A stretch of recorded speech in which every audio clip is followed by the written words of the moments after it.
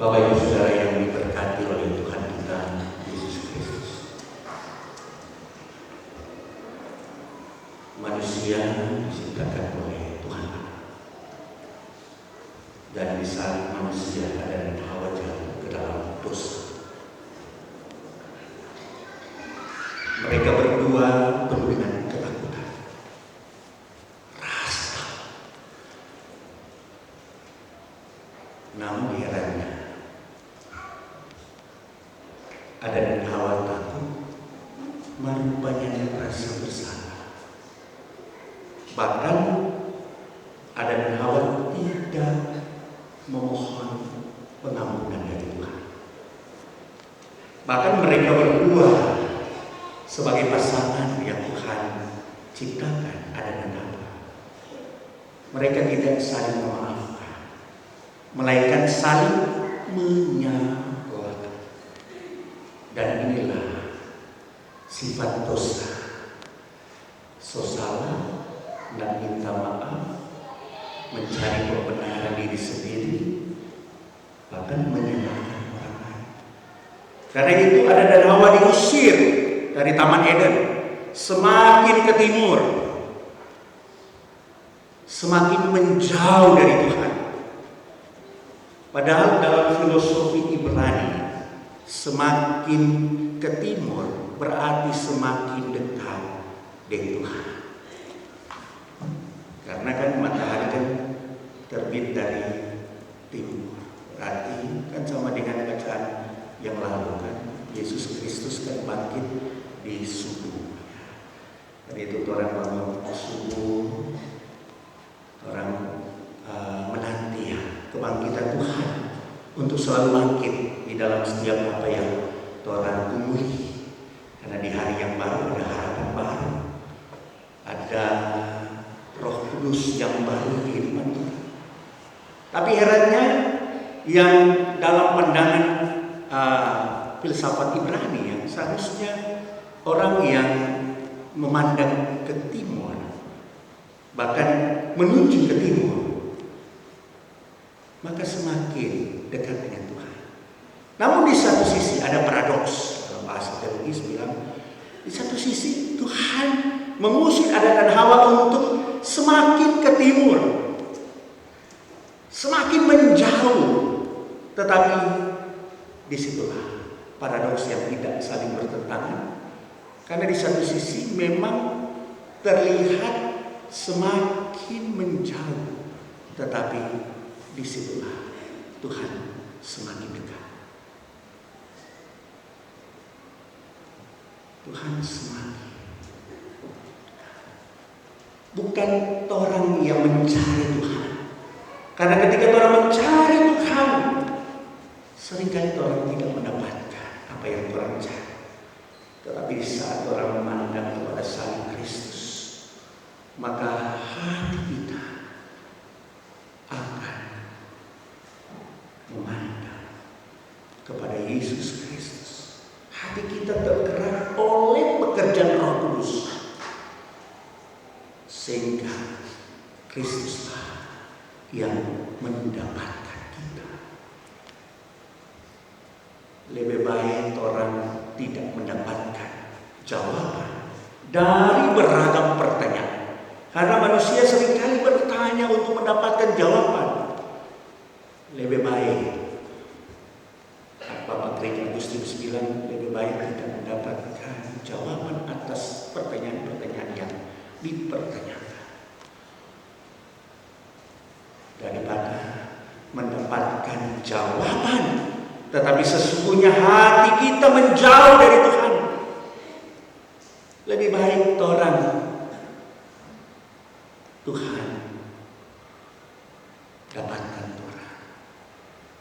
orang bersama dengan Tuhan Yesus, walaupun pertanyaan tidak terjawab, karena di dalam Yesus itulah sumber jawaban.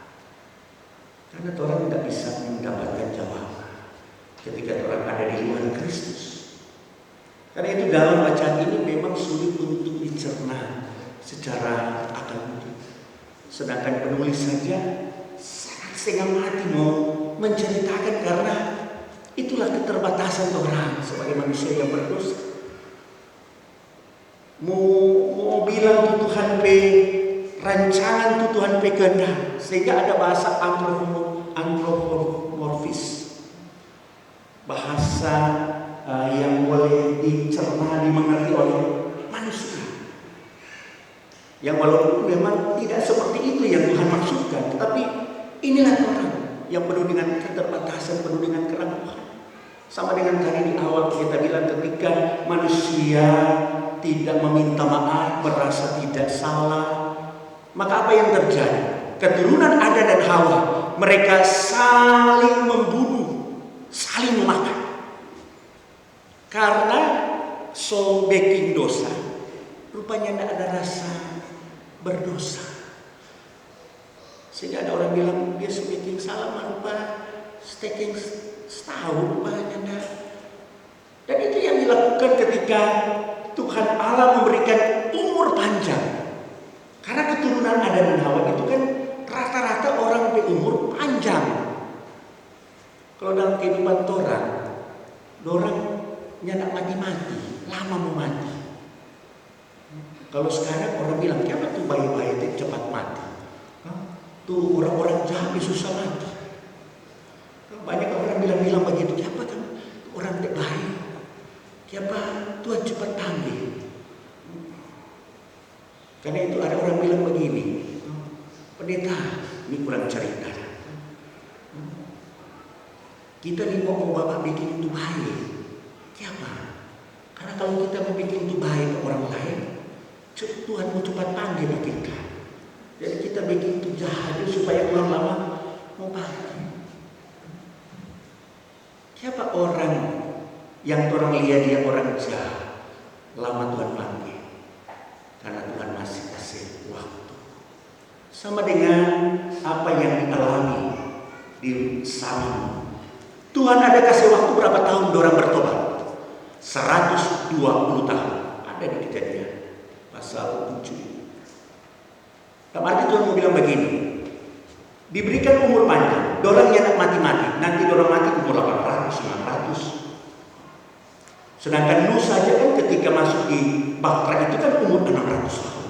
Dia keluar 601 tahun. Dulu umur panjang, orang kalau nyandak mati-mati umur panjang, lain kali itu sifat sombong muncul. Karena merasa kuat terus, merasa kita kuat terus, merasa kita ada power, ada kuasa, ada jabatan, ada ini, ada ini. Karena itu Tuhan berfirman, karena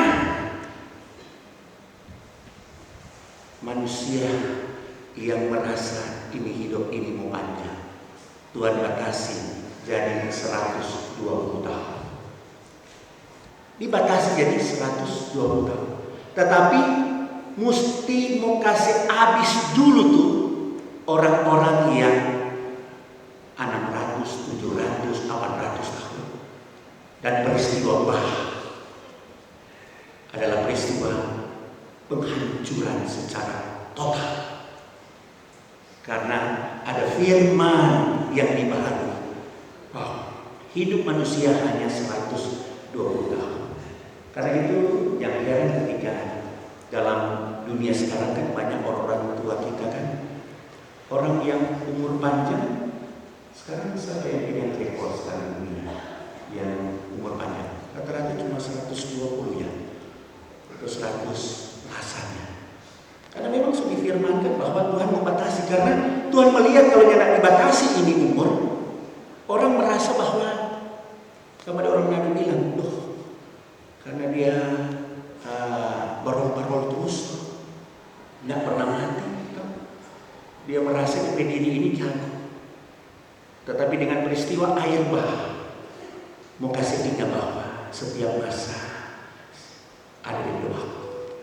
Sekalipun Tuhan kasih waktu dan kesempatan 120 tahun, tetapi apa yang dilakukan oleh orang-orang yang melihat Nuh seperti orang gila.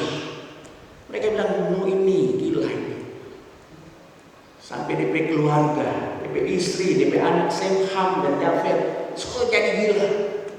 Masa mau bangun ini Bactra, kapal besar di atas bukit, di atas gunung.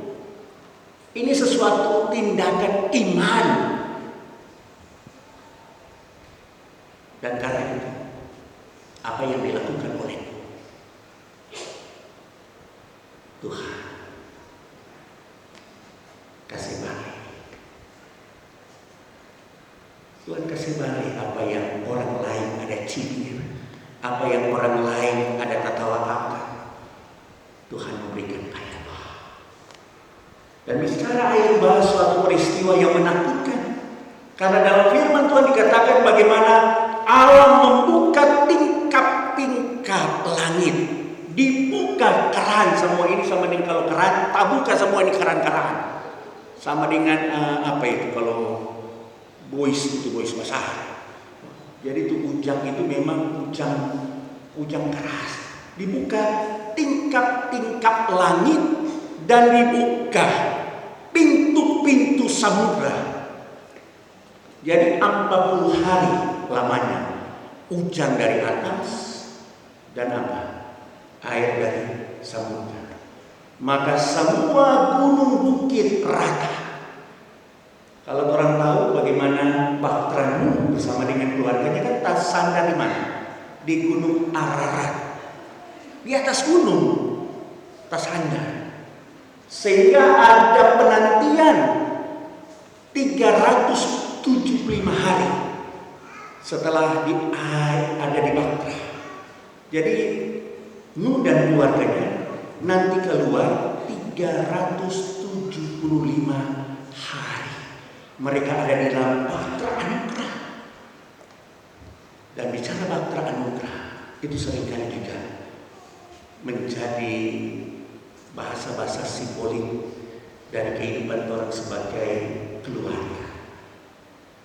Dikatakan Bactra rumah tangga.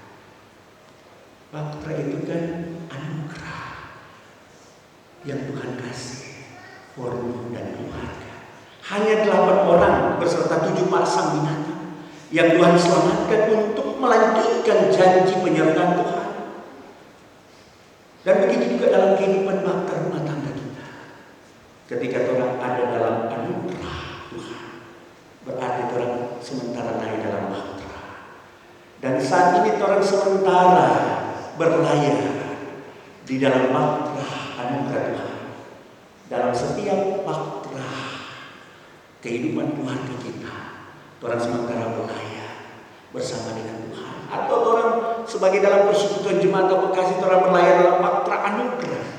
Dan apa yang ada di sekeliling Bactra itu, itulah air, itulah dosa-dosa, itulah yang berusaha mau menarik orang yang orang ada di dalam Bactra anugerah. Mari bismillah itu dosa yang tarik orang supaya orang berubah jatuh di dalam hidup. Bahkan ada orang yang merasa begini, ini apa kok kita begini.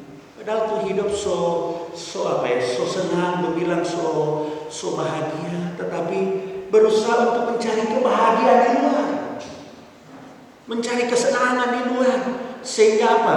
Yang awalnya ada di dalam Bactra rumah tangga, melompat sendiri. Karena itu orang ada bilang, dia bisa salah sendiri. So bagus-bagus DP rumah tangga, so bagus dia dalam berjemaah. DP pilihan dia yang melompat sendiri. Bahkan ketika orang mengalami Bactra anugerah Tuhan, ada badai gelombang.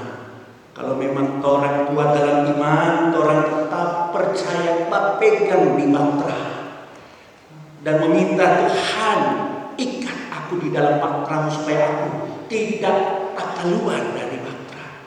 Karena memang ini laut samudra dosa berusaha untuk mentarik orang. Itulah yang menjadi jawaban dalam kehidupan pribadi pendeta. Karena dahulu pendeta sekian tahun, puluhan tahun bertanya begini, kenapa kan orang kan so ditebus oleh Tuhan Yesus, so menerima pengampunan satu kali untuk selamanya. Orang so percaya, orang so diterima oleh Tuhan, Tuhan sudah menerima orang di dalam keberdosan orang sudah diselamatkan. Kenapa kan tiap hari, tiap minggu orang berdoa, Tuhan minta pengampunan, Tuhan.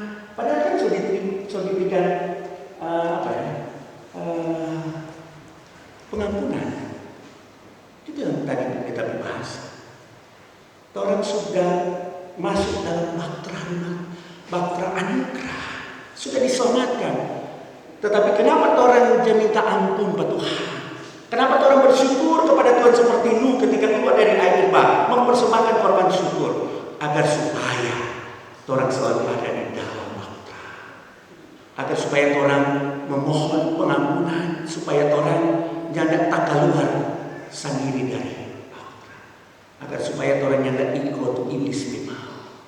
Karena ketika orang hidup saat ini, orang sementara berlayar, orang ada dalam bahtera keselamatan, tetapi orang berdoa minta ampun ke Tuhan agar supaya orang nyanda tak keluar, supaya orang tidak masuk di dalam dosa.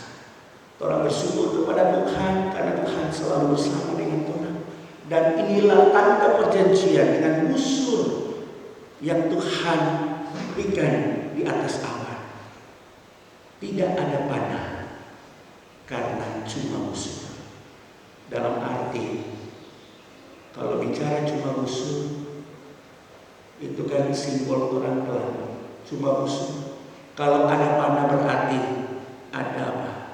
Peperangan. Berarti ada murka Tuhan. Namun ketika ada musuh, kalau dalam bahasa Dr. Bambang Musena, Pak Musena sudah begini. Dari segi dia kan seorang gereja Ortodoks Koptik Mesir. Dia mengatakan ini lepas dari iman Kristen. Ada mitologi di Timur Tengah kuno, menurut Bambang Musena, yang mengatakan begini: ketika ada busur panah, itu seolah-olah para dewa-dewa yang jabaklai dengan baku-baku apa itu, bagi-bagi dengan busur dengan anak-anak, mereka lupa berhenti berperang.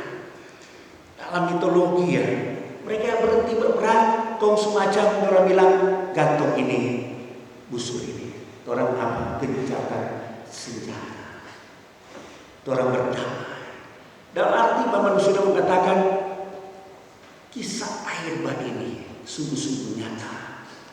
Sekalipun ada orang yang tidak percaya, tetapi ada cerita tentang mitologi bahwa dewa-dewa berhenti untuk berperang.